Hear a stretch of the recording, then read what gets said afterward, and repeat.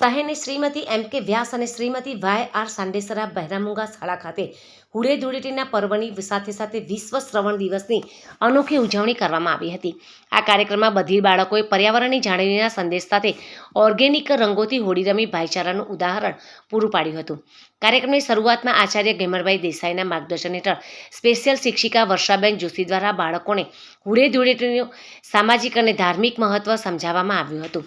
બાળકોએ ઓર્ગેનિક રંગોથી એકબીજાને રંગી ડીજેના તાલે નાચગાન કરી ઉત્સવનો ભરપૂર આનંદ માણ્યો હતો.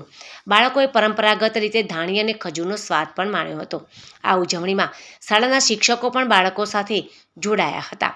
હોળી પર્વની સાથે વિશ્વ શ્રવણ દિવસ હોય આચાર્ય ગેમરભાઈ દેસાઈએ શ્રવણ શક્તિ ગુમાવનાર બાળકો પ્રત્યેના પૂર્વગ્રહો છોડી તેમને ટેકનોલોજી દ્વારા મુખ્ય પ્રવાહમાં જોડવા પર ભાર મૂક્યો હતો. તેમણે કાનની સંભાળ માટે મોટા અવાજથી બચો, લાઉડસ્પીકર અને ડીજેના મોટા અવાજ તેમજ લાંબા સમય સુધી હેડફોન કે ઇયરબડ્સના ઉપયોગથી કાનને કાયમી નુકસાન થઈ શકે છે. કાન સાફ કરવા માટે પિન, પેન્સિલ કે અણીદાર વસ્તુઓનો ઉપયોગ ટાળવો જોઈએ. જો વાતચીત સ્પષ્ટ ન સંભળાય કે વારંવાર પૂછવું પડે તો તુરંત જ ઓડિયોલોજિસ્ટની સલાહ લેવી જોઈએ. વહેલા નિદાનથી શ્રવણ શક્તિનું વધુ નુકસાન અટકાવી શકાય છે. આમ શાળા દ્વારા બાળકોના ઉત્સાહમાં વધારો કરવાની સાથે સમાજમાં કાનની વ્યવસ્થા સુરક્ષા અંગે એક સચોટ સંદેશ વહેતો પણ કરવામાં આવ્યો હતો.